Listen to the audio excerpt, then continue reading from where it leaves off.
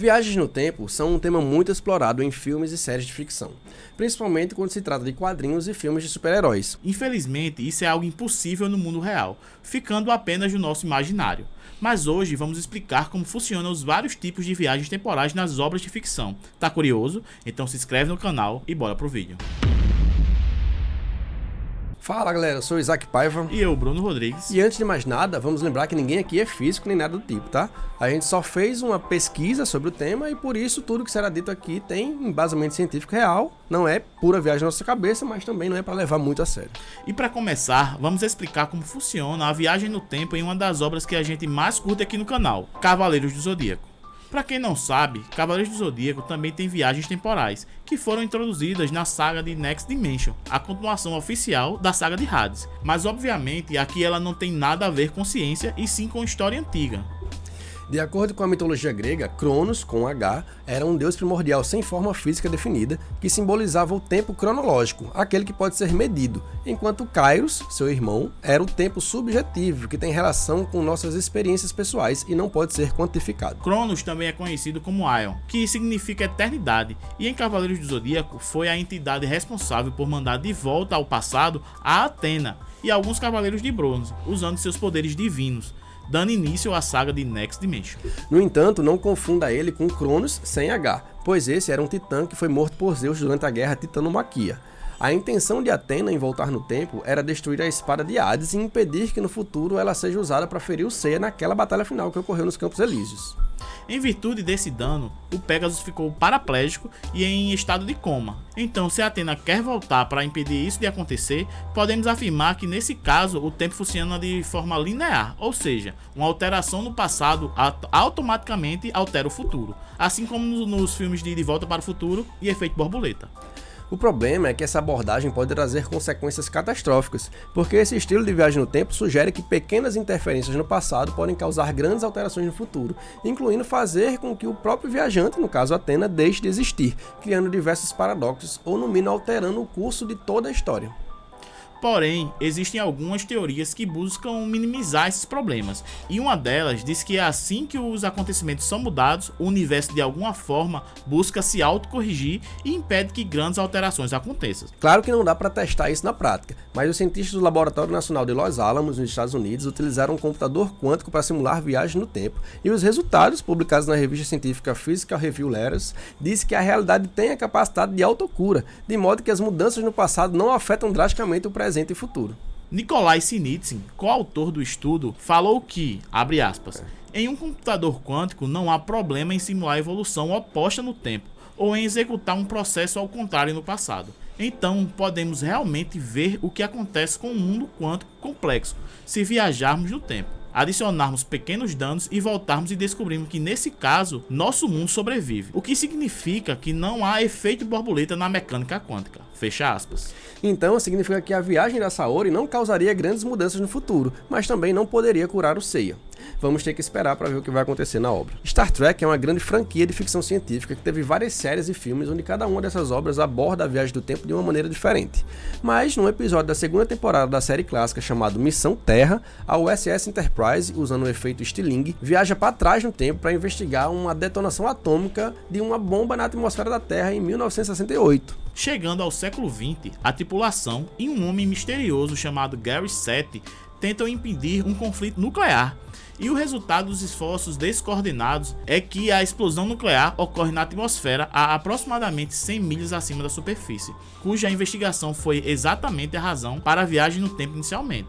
Ou seja, eles causaram o evento que vieram investigar, o que pressupõe a existência de uma linha de tempo predestinada, que não será mudada a despeito das ações do viajante do tempo. De acordo com essa teoria, a história é estática. Os personagens que viajam no tempo são incapazes de mudar os eventos do passado porque ele já aconteceu exatamente daquela forma. Tudo sempre aconteceu assim e sempre irá acontecer.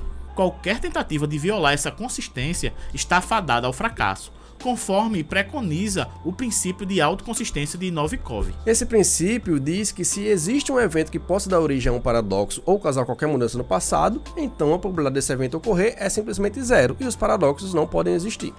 Para entender melhor, pense em um livro que você está lendo. Todas as páginas já foram escritas no momento em que você começou a ler. A história e seus personagens seguirão para o mesmo desfecho, independente da sua velocidade de leitura ou de quantas vezes você decide reler algum capítulo. Por mais que você queira, nada será capaz de mudar o fim da história. Não há livre-arbítrio aqui, tudo já aconteceu. Inclusive, vamos fazer um pequeno exercício mental aqui. Imagine que vivemos em um universo de Star Trek, onde várias civilizações de galáxias diferentes coexistem e interagem entre si. Cientificamente falando, tempo é uma grandeza física associada ao sequenciamento de eventos. Com a ocorrência de algo sendo causada por um evento antecessor ao mesmo tempo em que se torna a causa de um sucessor. Mas como todo mundo sabe, o tempo é relativo. O que para uma pessoa é o presente, para outra pode ser passado ou futuro. Vai depender da gravidade ou da velocidade em que elas estão. Então, não necessariamente os eventos acontecem em sequência, depende do observador. Em situações normais, essa diferença é irrisória, porque todo mundo está na Terra e mais ou menos na mesma velocidade. Mas em Star Trek, podemos nos comunicar com civilizações distantes que estão cada uma submetida a uma gravidade e velocidade de translações diferente da nossa, o que faria com que tivéssemos uma percepção muito maior dessa relatividade, ao ponto do tempo nem fazer sentido, pois o que fosse futuro para um de nós já seria passado para outra galáxia, mesmo que os eventos ocorressem simultaneamente. Então, se existisse uma Copa do Mundo intergaláctica, onde as partidas ocorressem na Terra, por exemplo, nós veríamos o jogo no presente, mas torcedores que estivessem em Andrômeda, nesse exato momento, o jogo ainda iria acontecer daqui a 2 dias, e para outros torcedores na galáxia, sei lá o que mais lá, o jogo teria ocorrido há 1 ano atrás. Olha que bizarro. Então, o livre-arbítrio, na verdade, ele não existe, e o seu futuro já aconteceu para alguém em algum lugar do universo. Ele já está escrito. Essa coisa vai acontecer de qualquer forma, porque na verdade ela já ocorreu em algum lugar. The Flash, o universo dos super-heróis. Einstein estipulou que o tempo e espaço são uma coisa só, com o tempo sendo uma dimensão extra do espaço, e até que parece meio óbvio, porque se eu te chamar para ir a uma festa e dizer o local, mas não dizer o dia, você não vai chegar na festa, pois ele pode já ter ocorrido ou não. Ou seja, você tem que saber onde ela está ocorrendo nas 3 dimensões, para conseguir se localizar. Mas então, se o tempo é uma dimensão e nós podemos ir em qualquer lugar das 3 dimensões do espaço, por que não podemos nos mover também na dimensão do tempo? Na verdade, nós nos movimentamos no tempo sim, mas só fazemos isso para frente. Só que existem formas de pegar um atalho, de correr ao invés de caminhar. Esse é o conceito de viagem no tempo explorado nas histórias de Flash. E o engraçado é que essa analogia é a mais literal do que você imagina. Porque para chegar no futuro, antes dos outros, você só precisa literalmente correr. Mas tem que ser muito, mas muito rápido, chegando próximo à velocidade da luz. Por exemplo, se alguém correr na metade da velocidade da luz, o tempo vai passar 16% mais devagar para essa pessoa. A 90% esse fator já pula para 230. A 99,9999%, um dia equivaleria a 100 anos. Enquanto a 99,913 vezes, um dia seria igual a 61 mil anos. É assim que o Flash viaja para o futuro. Outra forma de viajar para o futuro é com a gravidade extrema. E esse conceito foi explorado no filme Interestelar, onde nos é mostrado que se uma pessoa conseguir chegar próximo de um buraco negro sem cair no horizonte de eventos, ela experimentaria uma dilatação temporal, onde 1 hora lá seria o mesmo que passar vários anos fora da influência gravitacional. Mesmo conceito também da sala do tempo de Dragon Ball Z. Mas lá não sabemos se é um lugar com gravidade extrema ou se tem alguma coisa mística também envolvida, né? O que eu sei é que a forma mais fácil de parar completamente o tempo é você pausando esse vídeo, deixando o like e se inscrevendo no canal. Você vai ver que a gente vai estar parado no tempo enquanto você faz isso. E de quebra, se você não estiver entendendo nada, você pode até voltar no tempo e assistir tudo de novo. Por falar em voltar no tempo, se podemos comprovadamente viajar para o futuro, por que não dá para voltar no passado? Na verdade, teoricamente não é impossível, só não sabemos como ainda. Seguindo a lógica da dilatação temporal, quanto mais próximo da velocidade da luz estamos, mais devagar o tempo passa. Então, se atingirmos exatamente a velocidade da luz, o tempo iria parar. E se conseguíssemos ultrapassá-la, ele deveria retroceder. E foi assim que o Flash conseguiu voltar no tempo e salvar todo mundo no filme da Liga da Justiça de Zack Snyder. Ele apenas correu muito mais rápido do que a luz. O problema é que nós não temos essa força de aceleração, e chegar nessa velocidade já é impossível por si só. Passar então, não tem nem o que falar. Segundo Einstein, a velocidade da luz é uma constante e marca o limite da velocidade de tudo que existe no universo. Nada pode ser mais rápido do que ela. Isso porque quanto mais rápido você quiser ir, mais energia você vai precisar. E como nossos corpos e as naves são compostos por matéria que tem massa, seria necessária uma quantidade de energia infinita para acelerarmos tão rápido. A própria luz só consegue essa façanha justamente porque seus fótons não possuem massa. No entanto, existem partículas hipotéticas chamadas táquions que talvez possam resolver esse problema. Essas partículas nunca tiveram a existência confirmada, mas em tese teriam uma massa de repouso imaginária e em seu estado natural seriam mais rápidas do que a luz. Não é que elas seriam aceleradas até ultrapassarem a velocidade da luz. Elas simplesmente seriam naturalmente mais rápidas que a luz e poderiam ser utilizadas para mandar informações ao passado, sem ferir a teoria da relatividade. Inclusive, no filme Watchmen, o Ozymandias usa uma tecnologia com partículas de táquions para nublar a visão do futuro do Dr. Manhattan, impedindo ele de usar seus poderes para descobrir o que iria acontecer, sendo a chave do sucesso do seu plano. Outra possibilidade para voltar no tempo é o também hipotético buraco de minhoca, que nada mais é que um buraco no tecido do espaço e tempo que liga o futuro ao passado. Também chamado de ponte de Einstein-Rosen, os físicos imaginaram que se tudo que é tragado por um buraco negro se condensa num ponto de densidade infinita, ele pode estar, na verdade, sendo ejetado em algum outro lugar do universo através de um buraco branco, que seria exatamente o oposto do seu irmão, e por isso nada conseguiria se aproximar dele. O problema é que mesmo se eles existissem, teriam que descobrir como superar a gravidade altíssima e impedir a ponte de colapsar com a gente dentro. E para isso precisaríamos de matéria exótica, um tipo de matéria de massa ou densidade negativa, o que foge completamente das nossas capacidades atuais, mas é matematicamente plausível. Então, se porventura conseguirmos resolver esses problemas e viajar ao passado, uma possibilidade é que ao invés de criarmos paradoxos, nós possamos criar realidades alternativas, onde os acontecimentos passados continuariam existindo numa história paralela e qualquer alteração a partir daquele momento iria criar uma ramificação no tempo e espaço que não iria interferir na linha do tempo principal. Esse tipo de possibilidade é explorada principalmente nos quadrinhos, e hoje em dia é bastante popular por causa dos filmes da Marvel e da DC. E seria também muito interessante poder transitar entre várias realidades, que nem o Flash, né? Vai, volta, vai, volta. Exatamente. Tenet. Agora vocês já devem ter se perguntado o porquê do tempo só fluir para frente, né?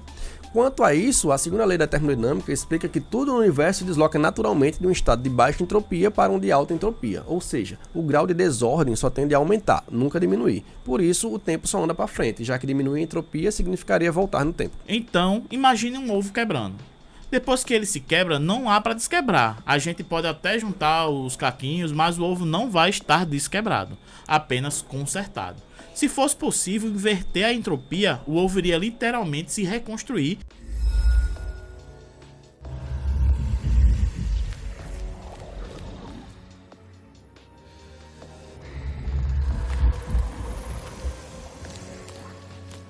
E vemos esse conceito sendo usado lá no filme de Tenet, de Christopher Nolan. No filme, uma organização conseguiu acesso a uma tecnologia que inverte a entropia das coisas, fazendo as moléculas retrocederem como se fossem rebobinadas ao estado anterior, possibilitando uma viagem no tempo através da inversão temporal.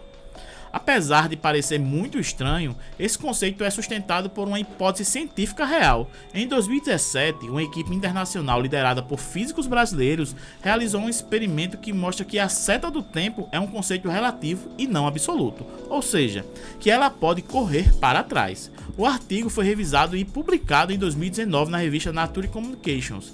E adivinhem só, tem a ver com o mundo quântico. Hank Pym estava certo mais uma vez. Na física quântica existe um fenômeno chamado de emaranhamento, que faz com que duas partículas, mesmo a milhões de quilômetros de distância, ficam tão conectadas que a medição de uma influencia instantaneamente a outra. Mas existe outro fenômeno menos conhecido, que é a correlação, e através dele as partículas se ligam de modos diferentes, com o compartilhamento de informações por meio de uma ligação mais fraca.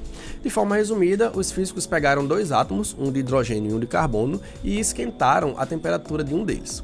No primeiro teste, o calor começou a fluir espontaneamente do mais quente para o mais frio, como era esperado de acordo com a segunda lei da termodinâmica.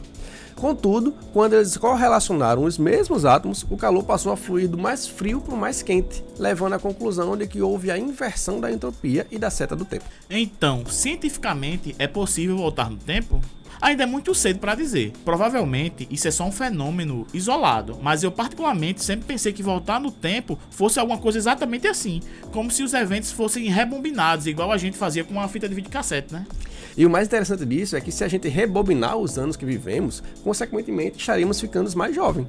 Dessa forma, um viajante nunca poderia chegar até a época de matar seu avô, já que seu limite de retorno é até o seu próprio nascimento. E mesmo assim, nesse caso, ele seria apenas um bebê. Mas isso ainda possibilitaria voltar alguns anos e impedir uma catástrofe recente, certo? Na verdade, tem outro porém. Se eu estou invertendo minha entropia e rebobinando meus acontecimentos, eu também vou perder minha memória. Porque as ações que eu fiz vão ser desfeitas, incluindo todas as sinapses e processos químicos físicos que ocorrem no meu cérebro para armazenar minhas memórias. Então, se eu voltasse no tempo, simplesmente eu ia perder minha memória também. Iria esquecer que voltou e iria passar a viver a vida novamente da exata forma que já viveu até ali, sem sequer saber que viajou no tempo. Então a gente pode estar voltando no tempo e nem sabe. E tem mais, isso faria com que eu chegasse novamente ao ponto onde eu decidi voltar ao passado e fizesse novamente a viagem, perdendo novamente a memória e entrando no loop infinito. Já parou para pensar? Possa ser que nesse exato momento nós estejamos presos num ciclo eterno de algum viajante do tempo e nunca saberemos disso. E isso pode explicar os nossos déjà vus, né? A gente vai e volta, mas algumas reações químicas ficam ali resquícios de alguma forma entranhadas ali, e a gente tem certos déjà vus que a gente já viveu aquilo e está vivendo infinitamente. Já pensou?